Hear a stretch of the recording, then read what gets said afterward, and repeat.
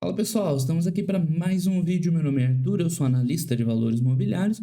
Hoje a gente vai falar sobre a Espaço Laser, mais uma empresa nova, mais uma empresa que a gente nunca tinha analisado no canal.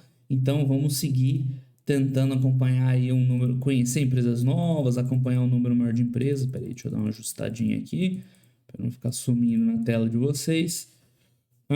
É uma boa pedida para esse final de período de divulgação de resultados, né? As principais empresas já divulgaram, eu tenho uma outra conhecida ainda, mas tem coisa nova para a gente estudar, teve muita IPO em época recente, então vamos aproveitar para conhecer negócios novos, botar os nossos conhecimentos em prática, aquilo que a gente desenvolveu vendo as outras empresas, e ver se a gente está bom mesmo nesse negócio de análise ou se a gente está só enrolando.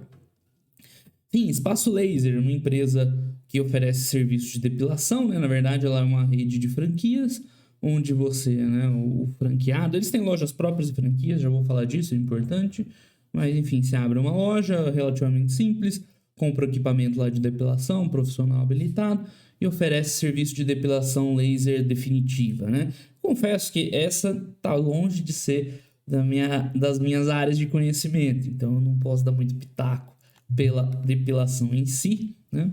Mas enfim, os negócios a gente sabe como analisar. Então tá aqui, tá meio, né, a foto de background, mas dá pra ver lá um lugar bonitinho, moderno, assim, né? Você tem um atendimento e uma sala lá pro procedimento, tá? Bom, vamos pra parte que eu consigo comentar. O que tem de interessante no Espaço Laser? Rede de franquia, a gente já viu que é um jeito fácil de você crescer com relativamente pouco dispêndio de CAPEX, né? Um serviço que tem uma procura cada vez maior, né? Serviços de estética em geral tem tido muita procura nos últimos anos, né? O pessoal se preocupando cada vez mais com isso, né? E, enfim, crescimento. Então é uma empresa claramente de crescimento. Porém, ela tem uns detalhes, tá? Que, enfim, né? Tem muita coisa interessante, mas tem uns detalhes que eu, pessoalmente, né, queria esperar um pouco mais para ver desenrolar, tá? Então, tá aqui os resultados, eles estão falando que, né, a gente vai ver que eles são os reis dos ajustes, é resultado ajustado para todo quanto é lado, né, mais IFRS 16 e tudo mais. Enfim. Então, a empresa, né, vamos começar já com as confusões. Eu confesso que eu não acompanhei na época da IPO, né, tinha muita coisa acontecendo no mercado, muita empresa nova, enfim, as próprias antigas que a gente já tinha, tá? Mas eles rodavam no modelo de lojas próprias e franquias. Até aí tudo bem, a gente já viu várias empresas nesse mesmo estilo aqui, tá? Lojas próprias e franquias. Mas durante o IPO, duas coisas. Primeiro, a maior parte dos recursos foi para o IPO secundário, foi para os donos, tá? Então, enfim, né, não é geralmente a gente busca, né, as empresas mais interessantes de IPO, né, a gente não busca IPO para começar. Os IPOs mais interessantes, geralmente os recursos todos vão primários, né? Um IPO primário vão para o caixa da empresa, tá? Aqui não foi bem o caso, foi uns 2/3 para os donos, né, saírem, diminuírem a posição na empresa, 1/3 para o negócio. Não é limitante isso, tá? Mas ok. E com o dinheiro que entrou, eles fizeram um movimento interessante. Dá para ver aqui nesse gráfico, né? Eles tinham uma proporção que de 1/3 de franquias, 2/3 lojas próprias, coisa assim, né? Grosso modo. Você vê que aqui diminuiu muito, né? Porque eles abriram muitas lojas, você vê que diminuiu as lojas de franquia, né? Então, com o dinheiro da IPO, eles recompraram, né? Boa parte dessas franquias. É estranho, né? Não é tão lógico. Claro, não vou dizer que não faz sentido, porque o pessoal da empresa que sabe o que é mais interessante, mas não é um movimento muito lógico você recomprar as franquias. Eu acabei de dizer que o modelo de franquia é legal porque você consegue expandir, crescer, né, relativamente um pouco o CAPEX, aí você vai lá e põe dinheiro de novo nas lojas, né? Então, algo, né, a ser observado. Eu dei uma procuradinha antes de gravar o vídeo e eu vi gente questionando a questão da governança dessas aquisições, que teriam algumas dessas franquias sendo de partes relacionadas, tá? Eu não sei, eu não acompanhei na época, não era uma empresa que estava no meu radar, mas é fato que é só procurar aí na internet, né, questionamento sobre isso. Assim, não acho que é o que vai determinar se a empresa ser interessante ou não ser e tal, né? Mas é no mínimo um negócio que assim, vamos esperar um pouco mais para ver os resultados, porque sai um pouco do normal, né? O que a empresa poderia fazer com esse dinheiro, ao invés de recomprar essas franquias, acelerar a abertura de novas lojas. Aí você teria uma base muito maior, continuando com essas quase 200 aqui, né? Então não é um negócio muito usual, tá? Dá para dizer que foi ruim, bom para a empresa? Ainda é cedo, a gente não tem essas informações. Mas que é um negócio não muito comum, isso, né, com certeza não poderia deixar de dizer aqui. Mas enfim, voltando aqui para os destaques. Então é isso, a empresa fez o IPO, acho que 2020, né? 2021, eu nem sei agora quando foi o IPO dela. E passou a fazer acho que ano passado, né? E passou a consolidar um pouco mais essas lojas, tá? O modelo deles de franquia também é diferente, não tem uma explicação aqui em detalhes, né? Também não fui tão a fundo assim, também é culpa minha, mas a gente já vai ver eles falando em joint venture mais pra frente. Isso aí a gente vê ao longo da apresentação. Provavelmente a franquia deles é um modelo um pouco distinto, né? Normalmente você cobra um fee de franqueado e tal, né? Mas eles, pelo visto, fazem uma sociedade, né? Você entra de sócio, de parceiro, e não um fee de franquia que é mais tradicional. Enfim, isso aí é o de menos. Vamos lá, agora vamos começar finalmente, tá? Então os caras estão com 720 lojas, teve uma expansão na base de lojas, é verdade. Abriram 48 no trimestre, bastante, né? Por esse ritmo aqui. Vai dar o que? Mais de 5% num trimestre, ou seja, é um case de expansão clara, né, e simples, crescimento, tá? Outra coisa, isso aqui é bem legal, né? Eles estão abrindo lojas fora do Brasil, né, na América Latina, na América do Sul, e é bacana, né? Ver uma expansão geográfica, sempre interessante, né? Ganhando espaço aí fora, pode ser, né, que lá seja o mercado que eles consigam até, né, por ser mais early adopter e tal, enfim, também não conheço, como eu falei, dos detalhes dessa questão estética, mas é com certeza interessante eles estarem abrindo lojas fora do Brasil, tá? Então, crescimento das vendas da rede, a gente já vai ver lá melhor sobre isso. Que mais? Crescimento anual de 5,8% na venda das mesmas lojas. Aqui começam uns pontos que, né, também acho que não foram tão bons, tá? Não é um same-store sale bom, tá? 5%. A gente está vendo várias outras empresas aí crescendo muito mais que isso. É ruim, assim, 5% de same-store sale? Não, não é ruim, tá? Mas especialmente o quarto TRI teve uma queda grande, tá? De 8% de same-store sales. Não foi bom isso aqui. O quarto trimestre dela não foi legal, tá? Em vários números aqui a gente já vai ver. A receita mesmo já cresceu menos. Mas essa queda aqui chama atenção, tá? Não gostaria de ver uma empresa desse estilo, né, tendo uma queda tão forte assim no same-store sale. Lembrando que quando uma empresa está expandindo muito por abertura do número de lojas, tá? Crescer as receitas é relativamente fácil, porque você está crescendo muito o número de lojas. Mas você tem que dar uma olhadinha nesses indicadores para ver se essas aberturas são sustentáveis, se a empresa não está abrindo só por abrir. Não, abre uma loja ali naquela localização X lá, não é muito rentável, não é tão interessante, mas vai abrir, vai entrar receita, tá bom. Né? Então, para evitar isso, a abertura, né, só por abrir, só por crescer no volume, é fundamental se acompanhar a evolução das vendas das mesmas lojas, que vai dizer se essas lojas são mesmo, né, rentáveis, interessantes, se você não está crescendo só por crescer. E assim, o 5,8 ano contra ano até nem é ruim. Tudo bem que 2020 foi um ano impactado pela pandemia, né? Então não é um número. Eu gostaria de ter visto um número maior. E essa queda aqui no último TRI incomoda, né? A gente tem visto várias empresas que sofreram, em especial no quarto trimestre. Isso é fato, tá? Não foi só ela, não. Teve um vídeo aí da Multilaser recente que tá uma paulada no quarto tri. 8% de same-store sales eu achei alto. Tá? Enfim, continuando, o NPS deles é bom, ótimo. Isso aqui é excelente, né? Ainda mais um tipo de serviço desse, né? Que a satisfação do cliente, né? Tá diretamente relacionada com o serviço em si, né? Não é só a qualidade do atendimento, mas a própria, né, eficácia do tratamento. Enfim, toda vez que eu for falar de depilação aqui, eu vou começar a me enrolar. Enfim, receita crescendo ano contra ano, perfeito, não tenho o que falar, tá crescendo bem e tal. Em que pese ter sido um ano, né, de pandemia, dá pra gente dar uma olhada aqui, ó, na receita de 2019, que cresceu em relação a 2019, claro, não cresceu tanto assim, tá? Então tem que fazer essa distinção, que quando você compara com 2020, teve um ano de pandemia que, enfim, teve loja fechada e tudo mais, né? Tá, crescimento orgânico, franquias, ok, crescimento no EBITDA, mesma coisa. Então, todos os indicadores aqui, eles foram, né, impactados pela pandemia, veio tudo mais baixo, tá? Então, comparar com 2020, parece que os números são melhores do que eles realmente são, do que numa normalidade seriam. Então, eu compararia tudo com 2019, tá?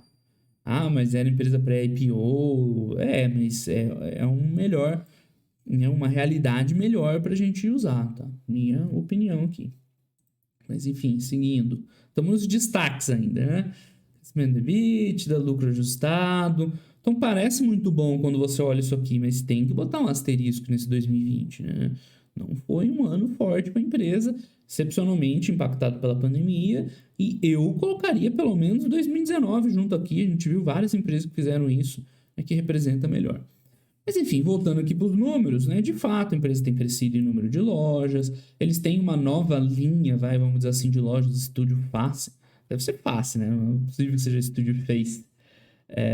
Com outro tipo de tratamentos estéticos, botox e tal, que é legal também. As lojas internacionais, sem comentários aqui, muito bom. NPS muito bom e crescendo, isso é ótimo. Aí começam os indicadores diferentes, né? System-wide sales, esse eu nunca tinha visto, tá? É um same-store sales, considerando as franquias, que na verdade, até eles mais para frente vão falar em joint venture, né? Uma parceria, considerando a receita full delas. Isso aqui, beleza, é um bom indicador mesmo para você ver como está o negócio, é tipo um indicador de sellout, né? Claro que aqui não é varejo, então não dá para usar o sellout, mas a ideia é a mesma, é ver o quanto você está lá na ponta atingindo o cliente, um serviço, né? Venda de mercadoria, então não pode ser sellout. Então, essa métrica aqui tá certo, eles usarem, é bem legal de ver. Um crescimento trimestre a trimestre de 10 e foi meio baixo, né? Porque o número de lojas aumentou muito. Então, assim, esse quarto tri de 21 foi ruim deles. Aí vamos ver se for algo pontual ou se, né, vira uma tendência. Tanto que, né, aqui a gente vê same-store sales caiu bem. Vendas digitais é legal, embora, né, é diferente do digital aqui para eles, do digital, né, para uma empresa de e-commerce, por exemplo. Deve ser só, né, o agendamento, a venda por um canal digital. Mas claro que o serviço de depilação ele não existe, né, de forma digital. Você tem que ir lá. Então, não é tão relevante assim, mas de fato, né, usando outros canais para captar cliente, tá? Isso aqui é bacana. Aqui tem uma segmentação de gênero, né, meio esperado, tem a maior parte de mulheres que homens. Mas enfim. Eu acho que eu sou um homem mais old school, né? Não, mas eu entendo aí a galera mais moderna, mas se você só olhar aqui pra minha cara, que depilação não é o meu forte, né? Mas enfim, voltando aqui. Os números, como eu comentei, né? Tão bons. Olha só o crescimento de receita aqui forte, né? Embora tenha uns ajustes aqui pra gente comentar, né? Uma pressão nas margens grande. Vamos ver com calma isso aqui, né? Dá pra ver que não tá muito redondo. Tá crescendo, mas aí você vê uma pressão de margem, né, violenta, a queda no lucro líquido ajustado. Enfim, vamos considerar aos poucos isso aqui.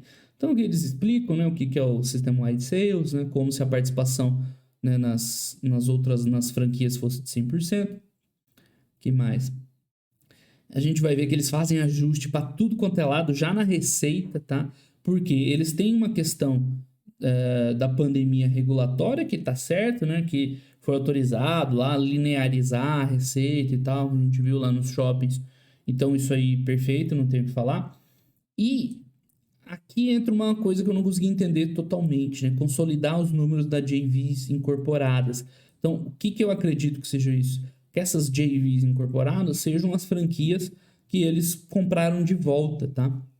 Você vê que tem hora que eles falam de franquias, tem horas de joint ventures, mas eu imagino que seja isso.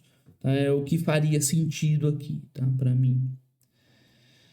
Enfim, vamos ver a mensagem da administração, estreia aqui, foi 2021 IPO, transformacional, simplificação da estrutura societária, né, é o eufemismo para as recompras das franquias, crescimento da rede de lojas, ampliação internacional, ano desafiador, tudo bem, conclusão da IPO, a IPO foi 9 de fevereiro.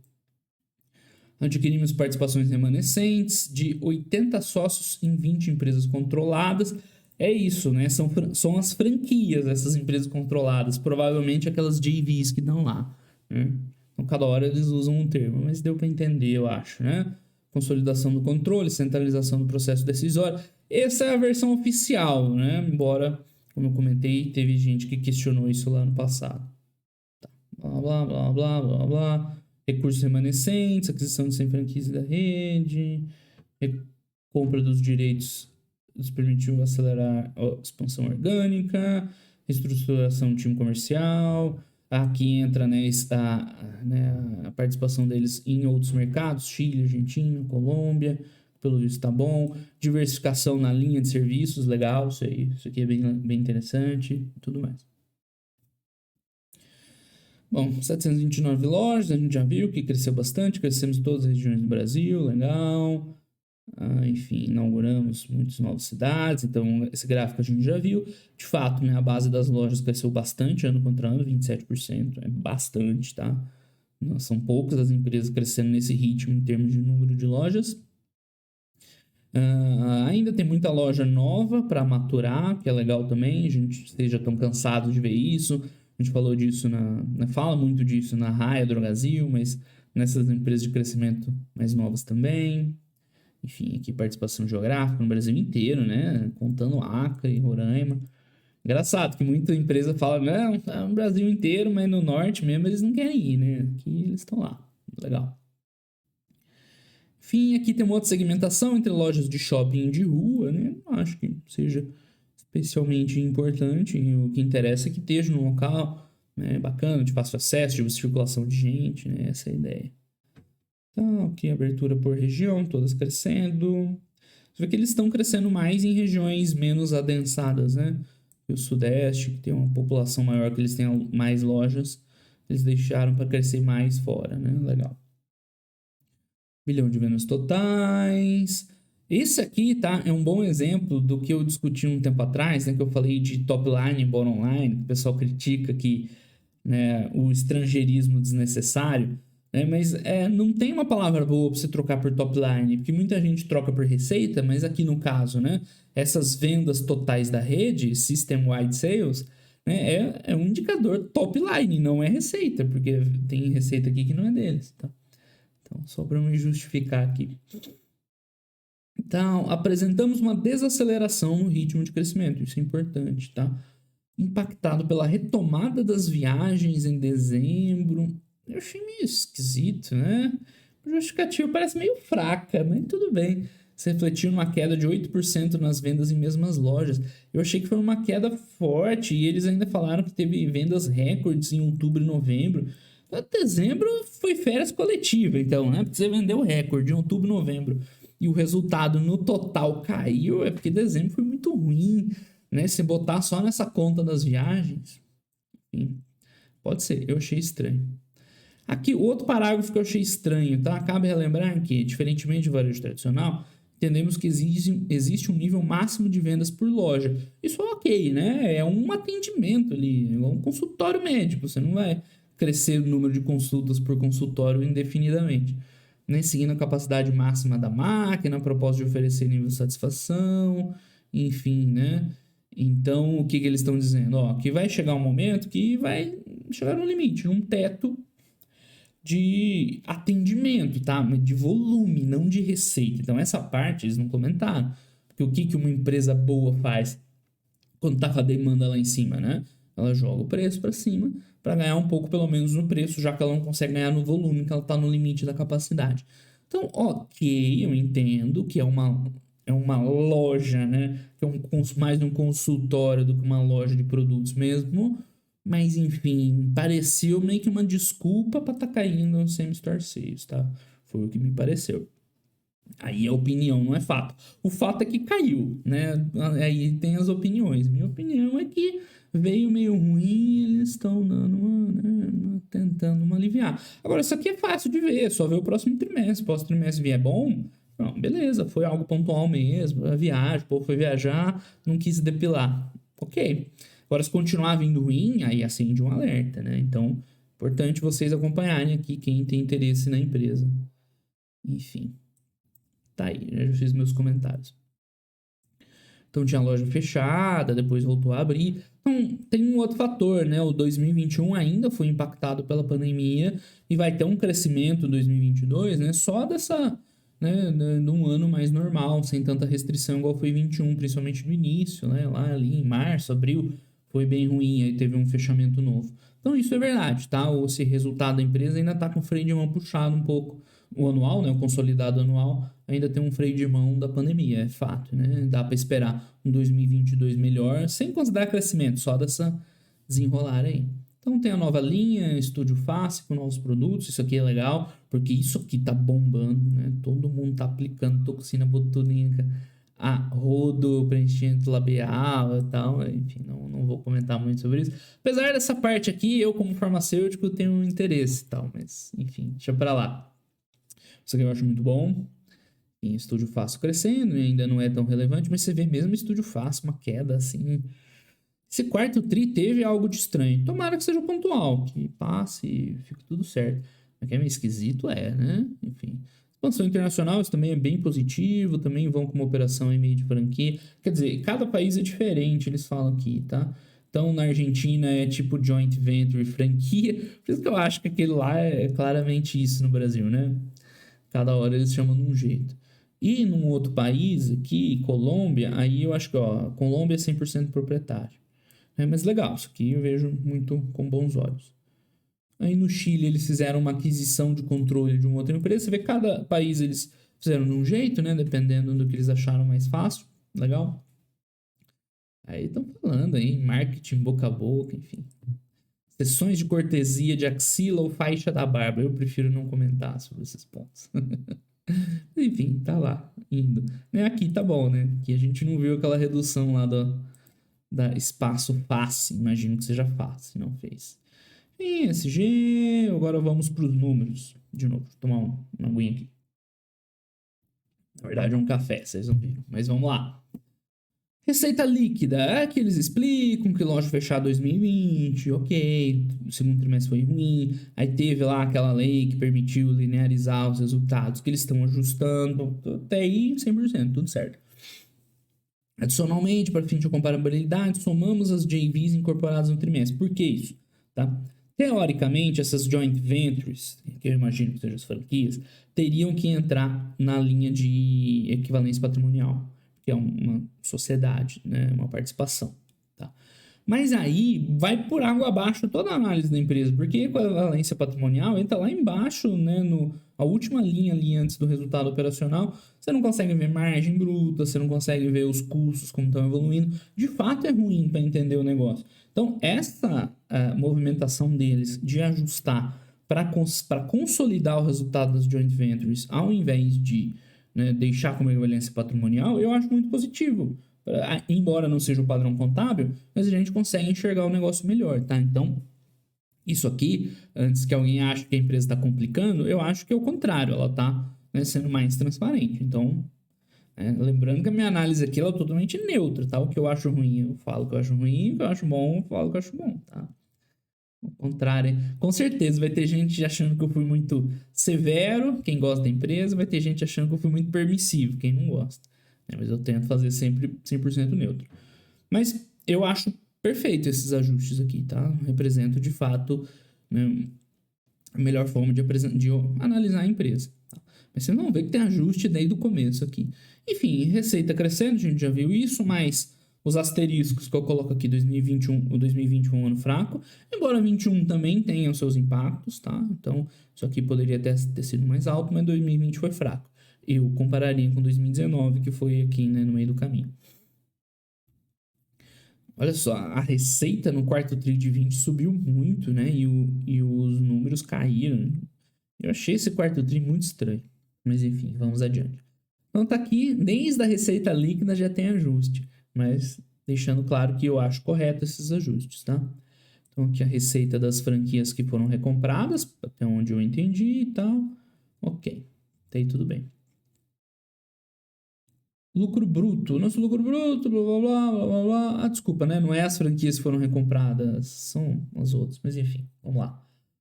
Lucro bruto, mesma coisa, tá? Vai estar ajustado também os custos, tudo. Daqui para baixo tudo vai ter esses ajustes, tá?